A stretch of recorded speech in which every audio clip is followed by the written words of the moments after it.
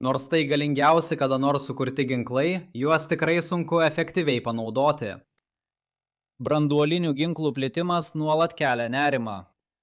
Rašydamas tai turiu omenyje, kad dabartinė versija yra politinis pasakojimas, kuris iš tikrųjų tęsiasi jau dešimtmečius. Iranas kuria branduolinius ginklus ir blogi dalykai nutiks, jei šaliai kada nors pavyks juos sukurti.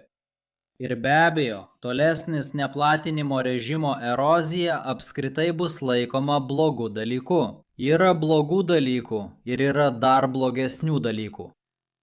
Asmeniškai, aš nenorėčiau būti išmestas pro antro aukšto langą. Tačiau aš esu pasirengęs padaryti daug daugiau, kad būčiau tikras, jog nebūsiu išmestas pro 10 aukšto langą. Atitinkamai, neužtenka vien tik pasakyti, kad Irano branduolinis ginklas yra blogas dalykas. Praktiškai pasauliui iš tikrųjų teks susidurti su pasiekmėmis, jei kada nors pasieksime tą tašką. O strateginiu lygmeniu šis klausimas jau dabar yra svarbus vykstančioms deryboms su Iranu. Jei Irano branduolinių ginklų įsigijimas yra visiška katastrofa, tuomet Jungtinės valstijos turėtų reikalauti griežtesnių vykdymo priemonių dėl Irano branduolinės programos. Kita vertus, jei Irano turimi branduoliniai ginklai nėra labai svarbus, tuomet Hormūzo sąsiaurio uždarimo pratęsimas yra kvaila idėja. Na, pasirodo, kad atsakyti, kuri iš šių situacijų yra tikroji, nėra taip paprasta. Taip, branduoliniai ginklai yra itin galingi, tačiau juos panaudoti ar patikimai grasinti jų panaudojimu yra sunkiau nei atrodo iš pirmo žvilgsnio. O bandant apibendrinti jų poveikį, kyla problema, kai tampa sunku matyti mišką per medžius. Taigi, šiandienos darbotvarkėje aptarsime 3 branduolinės strategijos aspektus. Pirmiausia, privertimas. Idėja, kad galite grasinti branduoliniu ginklu, kad priverstumėte priešininkus imtis veiksmų, kurių jie kitaip nesiimtų. Tai lengviau pasakyti, nei padaryti. Antra yra atgrasimas. Idėja, kad galite grasinti branduoliniu ginklu, kad sustabdytumėte priešininkus nuo svarstomų veiksmų. Tai daug lengviau pasiekti, o tai sustiprina nuomonę, kad branduoliniai ginklai stiprina esamą padėtį. Tačiau tada mes baigsime netikėtų posūkių. Netiesiogiai, branduolinio atgrasimo paprastumas leidžia valstybėms sėkmingai grasinti, siekiant priversti. Keista tai, kad strategija veiksminga daro netiesioginė grėsmė panaudoti branduolinius ginklus. Iš tikrųjų, branduoliniai ginklai suteikia valstybėms daugiau pasitikėjimo naudoti konvencinius ginklus, ir būtent tai lemia strateginę naudą. Ir būtent čia kyla didesnės problemos dėl Irano. Bet pradėkime nuo pagrindinės branduolinio privertimo idėjos. Iš šios perspektyvos, branduoliniai ginklai yra tiesiog kaip kiti ginklai, tik didesni. Jei nerimaujate, kad kažkas gali mesti į jūs granatą, jei nepaklusite jų reikalavimams, tuomet turėtumėte dar labiau nerimauti, kad jie gali paleisti į jūs branduolinius ginklus. Ir verta pažymėti, kad branduoliniai ginklai nėra tik tie didžiuliai sprogmenys, kuriuos matote filmuose, naikinantis ištisus miestus. Taip pat yra vadinamųjų taktinių branduolinių ginklų klasė, kurie paprastai yra mažesni ir pagal apibrėžimą skirti smogti kariniams taikiniams.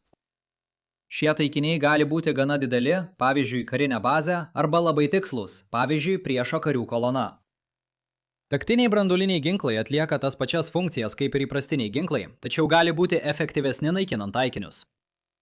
Branduolinio privertimo teorija atsirado tą pačią dieną, kai pasaulis susipažino su branduoliniais ginklais. Jungtinės valstijos greitai bombardavo Hirošimą ir Nagasakį. Japonijai nereikėjo ilgai laukti, kol ji pasidavė. Dabar istorikai diskutuoja, kiek tiksliai atominiai išpuoliai prisidėjo prie Japonijos sprendimo. Jungtinės valstijos buvo bombardavusios kitus Japonijos miestus ugnies bombomis panašių mastų, nors tam reikėjo daug daugiau pastangų nei panaudoti vieną įrenginį. Japonija jau ir anksčiau sunkiai tvarkėsi, teko normuoti naftą ir prieš bombardavimus beveik visą aviaciją laikyti ant žemės. O Sovietų sąjunga paskelbusi karą Japonijai paliko imperinę vyriausybę be vilties, kad trečioji šalis padės pasiekti nuosaikesnį susitarimą. Tačiau sunku ginčytis, kad branduoliniai ginklai buvo nereikšmingi strateginėje aplinkoje. Tačiau, išskyrus tai, aiškių prievartos atvejų laimiai pasitaiko retai. Istorijoje daugiau nebuvo nė vieno puolamojo branduolinių ginklų panaudojimo atvejo. Dalis to gali būti klaidinanti. Kai tarptautinėje diplomatijoje viskas veikia, tau nereikia aiškiai išsakyti grasinimo, kad jis turėtų norimą poveikį. Visi žino, kad turi branduolinius ginklus. Tai galioja ir tau, Izraeli. Ir jau įtraukė juos į savo skaičiavimus. Negalite grasinti branduoliniu ginklu labiau nei įprastinė karinė jėga, todėl aiškus grasinimai daug nepasiekia. Tačiau tai nereiškia, kad kiti ignoruoja galimą nenumatytą situaciją. Pavyzdžiui, per Kargilo karą Indija įtikino Pakistaną atitraukti nereguliariasias pajėgas iš Kašmyro. Abi šalys tuo metu pradėjo kurti savo branduolinių ginklų atsargas, tačiau Indija turėjo maždaug 2 kartus daugiau bombų. Tai privertė Pakistaną atsargiai vertinti savo galimybes, o tai prisidėjo prie įtikinamos Indijos sėkmės. Žinoma, šią situaciją apsunkina tai, kaip Pakistanas įvedė tuos karius konflikto pradžioje. Vadinasi, Indija bandė panaikinti labai neseniai vykusį status quo pasikeitimą. Iš tiesų, mums lieka aiškių pavyzdžių trūkumas. Vėlgi, bent iš dalies todėl, kad visa tai turėtų būti įvertinta situacijoje dar prieš prasidedant karui. Kargilo karo situacija jau buvo peržengusi tą ribą, kurioje ji turėjo sustoti. Pagrindinė šios prievartos problema yra ta, kad branduoliniai ginklai yra bukas įrankis, kai valstybės dažnai turi tikslesnių tikslų. Jei taikinys nepasitraukia iš ginčijamos teritorijos, ką darys agresorius?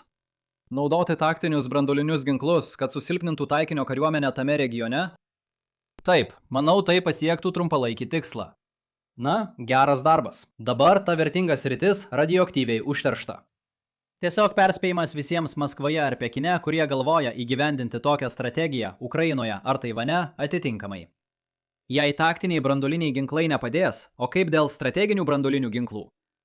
Žinoma, jie galėtų padaryti dar daugiau žalos, šį kartą teritorijoje, kurios agresorius nenori užimti.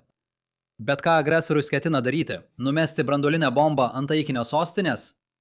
Net ir įprastos strateginio bombardavimo kampanijos čia turi prastą istoriją. Jei taikinys tikrai nori išlaikyti kontrolę ginčijamoje teritorijoje, sostinės praradimas tiesiogiai netrukdo taikiniui ir toliau užimti ginčijamą teritoriją. Ir tai turi reikšmingų trūkumų. Jei agresorius taip pat yra branduolinį ginklą turinti valstybė, tuomet taikinys gali atsidurti branduolinėme apsikeitime smūgiais. Atkreipkite dėmesį, kad tai iš tikrųjų yra argumentas branduolinių ginklų naudai, nes panaikinti priešininko prievartinį branduolinį pajėgumą yra labai naudinga. Tačiau nebranduoliniai taikiniai vis tiek gali priešintis agresorių branduolinėms grėsmėms. Pagalvokite apie įvairias Rusijos branduolinės grėsmės nukreiptas prieš Ukrainą. Kyjivas daugiausia jas ignoravo ir dėl to nebuvo nubaustas. Pagrindinė priežastis yra ta, kad Kremliui reikia Indijos ir Kinijos ekonominės paramos, kad galėtų tęsti likusią karo dalį. Ir nė viena iš šių šalių nenori gyventi pasaulyje, kuriame branduoliniai ginklai būtų įprasta karo dalis. Žinoma, abi šios šalys taip pat turi branduolinių ginklų, tačiau jos supranta, kad branduoliniai ginklai sukelia neigiamas pasekmes kitiems. Todėl jos nori pasitelkti savo ekonominius pajėgumus, kad įtikintų kitas šalis nenaudoti branduolinių ginklų, bent jau ne atsainiai, net jei pačios siekia išsaugoti galimybę naudoti branduolinius ginklus ateityje. Norėdamas pateikti analogiją, pagalvokite apie žmogų, kuris vairuoja daug degalų sunaudojantį automobilį, tačiau vis tiek palaiko visuomeninius apribojimus benzininiams automobiliams. Nors taip gali atrodyti, tai nėra veidmainiška. Tai tiesiog pripažinimas, kad tavo paties poveikis yra mažas, o vieninteliai tikri sprendimai yra taikyti apribojimus visiems. Grįžtant prie karo, Indijos ir Kinijos pozicija palieka Rusijai galimybę naudoti branduolinius ginklus, arba išsaugoti paskutinius savo pagrindinius prekybos partnerius. Kremlius renkasi pastarąjį variantą ir būtent taip mes atsidūrėme ten, kur esame dabar. Ši logika galiojo net ir taktiniams branduoliniams ginklams, kurie sudaro didelę Rusijos arsenalo dalį. Prisiminkite, kad šie ginklai dažniausiai dubliuoja vaidmenis, kuriuos gali atlikti įprastinė ginkluotė. Tai kodėlgi nenaudoti įprastinių priemonių ir nerizikuoti Pekino rūstybės? Lyderiai bandė įvairius problemos sprendimo būdus. Viena iš jų yra grėsmės idėja, kuri palieka kažką atsitiktinumui. Jei negaliu patikimai grasinti panaudoti branduolinį ginklą prieš tave, galbūt galiu imtis žemesnio eskalacijos lygio, kuris kartu su savimi atneša riziką, kad viskas gali išeiti iš kontrolės, nepaisant mūsų geriausių pastangų to išvengti. Pavyzdžiui, tarkime, agresorius perkelia taktinius branduolinius ginklus į veiksmų zoną ir sušvelnina jų valdymo bei kontrolės apribojimus. Tai turėtų kelti susirūpinimą taikiniui. Taikinys gali žinoti, kad lyderis niekada neleistų naudoti tų ginklų, bent jau tiesiogiai. Taip pat įmanoma, kad koks nors nepaklusnus vadas gali pagalvoti, jog būtų smagu juos išbandyti. Kuo ilgiau tęsiasi krizė, tuo didesnė tikimybė, kad gali įvykti kažkas pražūtingo. Savo ruožtu, taikinys gali norėti nustoti priešintis. Tas pats principas gali būti taikomas ir strateginių branduolinių ginklų naudojimui. Vadovas galėtų iš anksto suteikti leidimą vadams iš karto atidengti ugnį, kai radaras patvirtina priešininko branduolinę ataką, taip sumažindamas problemas, kurios kyla bandant įvykdyti vadovybės sunaikinimo smūgį. Tačiau tai kelia riziką, kad dėl sugedusios radarų sistemos atsitiktinai gali prasidėti trečiasis pasaulinis karas. Kita vertus, galbūt būtent tai ir yra esmė. Perkelus šią riziką savo priešininkui, jis gali nusileisti dėl politinio klausimo, kurio siekite. Šios strategijos esmė agresoriaus požiūriu yra ta, kad ji paverčia dvejetainį branduolinių ginklų panaudojimą tikėtinų rezultatu. Gali būti neįmanoma patikimai grasinti garantuotų bombos panaudojimu, tačiau galite padidinti tikimybę, kad įvyks nelaimė visiems, taip parodydami, jog esate labiau pasiryžęs laimėti ginčą. Kartais tai vadinama balansavimu ant katastrofos ribos, kai dvi branduolinės valstybės tuo pačiu metu imasi tokio eskalavimo elgesio. Tačiau ši logika taip pat galioja ir tada, kai dalyvauja tik viena branduolinė valstybė. Kitas būdas bandyti padaryti neįtikėtiną grėsmę akivaizdžiai patikimą, tai bandyti įtikinti kitus, kad esi išprotėjęs. Tai yra bepročio teorijos koncepcija. Konfliktą geriausiai bandė taikyti Richardas Nixonas Vietname, ypač kai tai buvo susijęs su Sovietų Sąjungos laikymu atokiau nuo to konflikto. Idėja yra paprasta. Jūs bandote iš niekur sukurti įtikinamumo įspūdį. Problema ta, kad kiti turi jumis patikėti ir būtent čia viskas dažniausiai sugriūva. Sujungus visus šiuos įtikinamus argumentus apie Iraną, Teheranas iš tiesų norėtų dieną panaudoti branduolinius ginklus arba bent jau pasinaudoti grėsme juos panaudoti, kad išplėstų savo įtaką regione. Tai reikštų Jungtinių valstijų išstumimą iš regiono, įskaitant ir karinių bazių, ypač aplink Persijos įlanką, atsisakymą. Daugelis valstybių jaustųsi neramios dėl to, kas gali nutikti toliau, tačiau Iranui vis tiek būtų gana sudėtinga pasiekti šiuos tikslus, pasitelkiant branduolinius ginklus. Net ir bepročio teorija Teheranui daug naudos neatneštų. Vakarų vaizdavimuose Irano vyriausybė dažnai apibūdinama kaip beprotiška mulų klasė. Ir taip, yra esminis skirtumas, kaip Iranas žiūri į pasaulį, ne tik lyginant su vakarų šalimis, bet ir su kitomis šio regiono valstybėmis. Tačiau Irano vyriausybė vertina savo išlikimą, be to, ji yra priklausoma nuo Kinijos, kuri perka jos produktus, o pajamos iš šių pardavimų yra būtinos, kad Iranas galėtų išsilaikyti. Kita branduolinė spaudimo pusė yra atgrasimas. Užuot vertęs priešininką keisti savo elgesį, atgrasimas siekia priversti priešininkus išlaikyti esamą padėtį. Ir ši užduotis, palyginus, yra daug lengvesnė, todėl dažnai tiesiog laikoma savaime suprantama. Dabar tai gali būti iš esmės teisingas požiūris, tačiau čia vis tiek yra tam tikrų niuansų. Pažvelkime į Šiaurės Korėją kaip į ryškų dabartinį pavyzdį. Kimų šeima per dešimtmečius įkyrėjo daugeliui sostinių, kartais net suerzindama artimiausius sąjungininkus. Tačiau jau apie 2 dešimtmečius niekas rimtai nesvarstė bandyti priverstinai pakeisti režimą toje šalyje. Ir viena iš pagrindinių priežasčių yra ta, kad Šiaurės Korėja turi pakankamai branduolinių ginklų, kad visiškai sugriautų pasaulio ekonomiką. Net jei Jungtinės valstijos būtų tos, kurios įsiveržia, niekas negali būti tikras, kad Šiaurės Korėja atsirinks branduolinių smūgių taikinius. Kelios bombos virš Seulo ar Tokijo sukeltų tiek daug trikdžių pasaulinėse tiekimo grandinėse, kad kiekvienas vartotojas Amerikoje pajustų pasekmes. Jei Šiaurės Korėjos vyriausybės likučiai norėtų imtis ypač drastiškų veiksmų, jie galėtų net smogti Taipėjui ir taip įstumti pasaulį į ekonominę depresiją. Nesvarbu, kad regione yra daugybė JAV karinių bazių, kurias Pchenjanas taip pat galėtų sunaikinti. Tai yra esminis skirtumas tarp branduolinės prievartos ir branduolinio atgrasimo. Kai atsainiai bandai priversti kitą valstybę atsisakyti kokios nors politikos, turi daug ką prarasti. Kai tavo sostinė to jau kris, tau jau neberūpi, ką trečiosios šalys gali padaryti, kad nubaustų tada už branduolinių ginklų panaudojimą. Atitinkamai, niekas nemano, kad artimiausiu metu kokia nors įsiveržusi armija žygiuos į Maskvą. Tas pats galioja ir Vašingtonui, Londonui, Paryžiui, Pekinui, Naujajam Deliui ar Islamabade. Iš tikrųjų, ši logika padeda mums geriau suprasti dabartinę branduolinių ginklų plitimo erą. Iš pradžių šalis, kurios sukūrė branduolinius ginklus, daugiausia buvo pramonės galiūnės. Kadangi branduolinių ginklų technologija tapo geriau suprantama fizikams visame pasaulyje, vis dažniau branduolinių ginklų siekia autokratinės valdžios, kurioms rūpi režimo saugumas.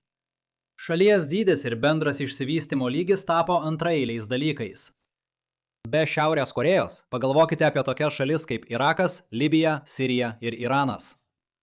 Prie paskutinės šalies netrukus sugrįšime. Dabar patikimos atgrasimo grėsmės mastas turi ribas. Paimkime pavyzdžiui Izraelį. Pirmaisiais metais jis nuolat susidurdavo su kaimyninių šalių iššūkiais dėl pačios valstybės egzistavimo. Įsigijus branduolinius ginklus, grėsmės Izraeliui nepasikeitė. Tačiau problemos mastas tikrai pasikeitė. Iš tikrųjų, branduoliniai ginklai nesutrukdė tiems priešininkams kariauti prieš Izraelį, kas atrodo sumenkina branduolinių ginklų atgrasimo vertę. Tačiau mūšiai jau nebesisuko apie žygiavimą į Jeruzalę ir naujos vėliavos iškelimą. Vietoj to jie virto ginčais dėl atokių regionų. Pavyzdžiui, per Jom Kipuro karą Sirija susitelkė į Golano aukštumas, o Egiptas į Sinajaus pusiasalį. Kai Anvaras Sadatas 1977 metais lankėsi Izraelyje kaip platesnio taikos proceso dalis. Izraelio vicepremjeras jo paklausė, kodėl Egiptas nebandė eiti toliau. Sadatas atsakė, jūs turite branduolinius ginklus, ar negirdėjote? Ir jei kada nors susimastėte, kodėl Europa ar Jungtinės valstijos, bent jau vadovaujant Bideno administracijai, tiesiogiai neįsikišo į karą Ukrainoje, priežasčių sąrašas prasideda, o gal net ir baigėsi branduoliniais ginklais. Jei Serbija, kaip hipotetinė alternatyva, bandytų įsiveržti į Ukrainą tokiu būdu, galite įsivaizduoti, kad tai greitai baigtųsi daugybę bombų, krentančių ant šalies vadovybės. Bet jei bandytumėte tai padaryti Kremliui, iškiltų tokių problemų kaip branduolinis smūgis Varšuvai. Apie tai pagalvokite vėliau. O gal kad kontrafaktas būtų mažiau abstraktus, kas būtų, jei tokia nebranduolinė šalis kaip Irakas įsiveržtų į Kuveitą?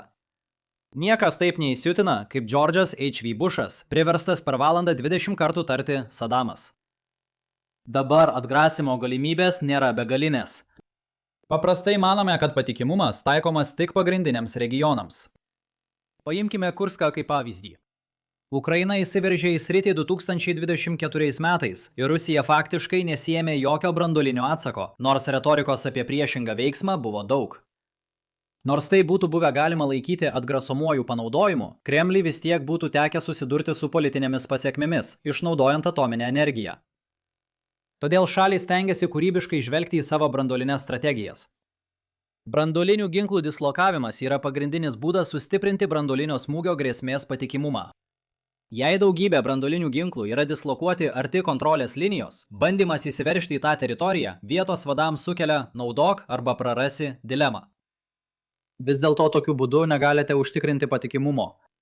Nepaisant to, kad Jungtinės valstijos šaltojo karo metu dislokavo branduolinius ginklus Europoje, Prancūzija išliko gana skeptiška, ar Jungtinės valstijos rizikuotų Pitsburgu, kad apsaugotų Paryžių, todėl ir buvo priimtas sprendimas kurti savo branduolinį atgrasymą. Kalbant apie atgrasimo teoriją Irano atžvilgiu, tai yra pagrindinė nauda, kurios analitikai tikisi galimo Irano branduolinio ginklavimosi atveju. Jungtinės valstijos, pavyzdžiui, negalėtų pakartoti ajatolos nužudymo, nerizikuodamos didžiulę žalą likusiam regionui, Izraeliui, Europai ar galbūt vieną dieną ir pačiai JAV teritorijai. Tačiau prie to vis dar reikia pridėti svarbią pastabą. Iranas jau turėjo branduolinį pasirinkimą, net neskaidydamas atomo. Tai buvo Ormuzo sąsiaurio uždarimas. Akivaizdu, kad ši strategija nebuvo nepriekaištinga, tačiau anksčiau ji dešimtmečius veikia kaip veiksminga atgrasimo priemonė. Ir vienintelė atgrasimo nauda, kurią Iranas gauna iš branduolinių ginklų, apsiriboja tais atvejais, kuriuos apimtų branduoliniai ginklai, bet Ormuzo sąsiauris – ne. Pažvelgus plačiau prieiname prie pagrindinio šio vaizdo įrašo teiginio, tiek iš bendros branduolinio spaudimo perspektyvos, tiek ir kalbant konkrečiai apie tai, kas galėtų nutikti Iranui. Sėkmė branduolinio atgrasimo srityje lemia sėkmę prievartos srityje, tačiau ne per branduolinę prievartą. Sutrikote? Leiskite paaiškinti. Pagrindinė problema ta, kad visa ši diskusija apie prievartą ir atgrasimą iki šiol buvo susijusi tik su pavieniais sprendimų momentais, o ne su platesniu prievartiniu derėjimusi, kuriame dalyvauja valstybės. Prisiminkite, kad krizinėme derėjimėsi valstybės turi pasiekti susitarimus, atitinkančius tikėtiną karo baigtį, paliekant šiek tiek laisvės, nes taikos susitarimai leidžia sutaupyti karo išlaidas. Jei branduoliniai ginklai yra tokie pat kaip įprasti ginklai ir prisideda prie puolamosios galios, net jei tomis aplinkybėmis tai gali būti ribota, tuomet mes jau suprantame branduolinių ginklų vertę krizinėme derėjimėsi. Tačiau yra žmonių, kurie mano, kad branduoliniai ginklai neturi jokios prievartos vertės, ar net jokios įprastos karinės vertės. Tarkime, kad jų teiginys yra teisingas. Tada galite manyti, kad tikėtino rezultato linija nesikeičia dėl branduolinio ginklų plitimo. Tačiau tai nėra tiesa. Prisiminkite, tai yra tikėtino rezultato linija, atspindinti viską, kas gali nutikti karo metu. Ir atgrasimas keičia lūkesčius. Kad suprastumėte, ką turiu omenyje, tarkime, kad karas galėtų baigtis vienu iš 3 labai supaprastintų rezultatų. Vienos pusės karinį pralaimėjimą, kitos pusės karinį pralaimėjimą ir aklavietę, kuri naudą po lygiai padalytų abiem pusėms. Ir dar labiau supaprastinkime. Įsivaizduokime, kad kiekvienas iš šių rezultatų yra vienodai tikėtinas. Na, pasaulyje, kuriame niekas neturi branduolinių ginklų, tikėtinas karo rezultatas iš tiesų yra 50% padalymas.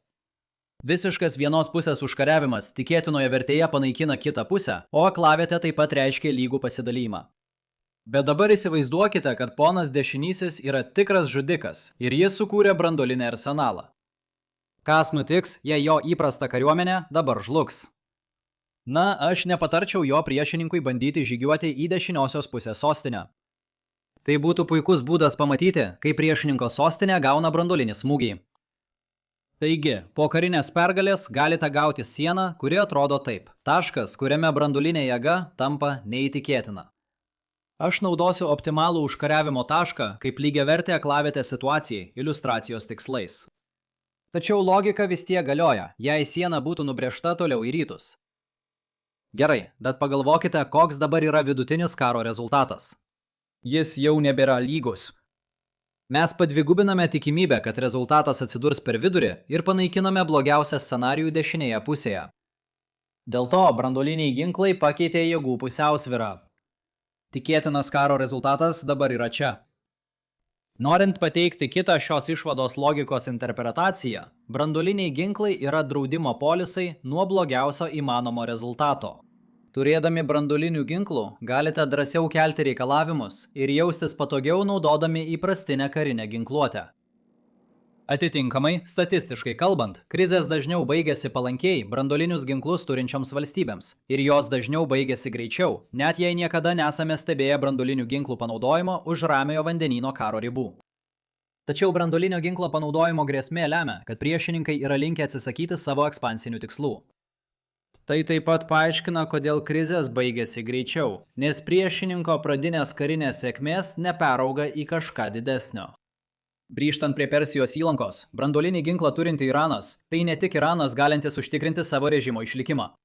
Tai taip pat yra Iranas, kuris jaučiasi mažiau suvaržytas kitose politinėse srityse, nes nebesusiduria su grėsme, kad režimas bus pakeistas, jei karas klostysis nesėkmingai. Tai reiškia kur kas aktyvesnė užsienio politika regione, opozicijos nenaudai. Ir vėlgi, klausimas dėl Hormūzo yra labai svarbus. Kuo didesnė tikimybė, kad karas baigsis režimo žlugimu, tuo didesnė branduolinių ginklų nauda. Jei Irano Hormūzo pajėgumai pakankami, kad atgrasytų 99% būsimų bandymų pakeisti režimą, tuomet branduolinių ginklų vertė yra minimali. Jei manote, kad Hormūzo situaciją būtų lengviau suvaldyti, jei priešininkas dėtų visas pastangas ją atidaryti, tuomet galbūt branduoliniai ginklai turėtų daug didesnį poveikį. Ar turiu atsakymą? Ar tai reiškia, kad verta kariauti karą, siekiant neleisti Iranui kurti branduolinių ginklų? Ne, tai yra politinis klausimas, nes jis apima realius ekonominius kompromisus. Tačiau tai yra aspektai, kuriuos turėtumėte turėti omenyje, svarstydami savo poziciją. Taigi, kokias pagrindinės mintis šiandien išsinešame? Naudoti branduolinius ginklus, siekiant priversti priešininkus imtis nepageidaujamų veiksmų, yra sunku, tačiau tam tikromis sąlygomis tai gali būti įmanoma. Naudoti branduolinius ginklus priešininkams atgrasyti, priešingai, yra gerokai lengviau. Tačiau stiprios branduolinio atgrasimo priemonės leidžia plačiau naudoti įprastas karinės pajėgas, suteikdamos branduolinių ginklų turėtojams galimybę kelti įtikinamus grasinimus, tiesiogiai nesiimant branduolinio ginklo panaudojimo. Darykite su ta informacija, ką norite, kalbant apie Iraną. Tuo tarpu galite toliau sprogdinti žinių bombas, žiūrėdami vieną iš mano senų paskaitų apie branduolinių ginklų plitimą. Įspėjimas. Laukia pandemijos laikų PowerPoint pristatymai. Jei jums patiko šiandieninis vaizdo įrašas, prašau paspausti patinka, pasidalinti ir prenumeruoti. Ir pasimatysime kitą kartą. Saugokite save.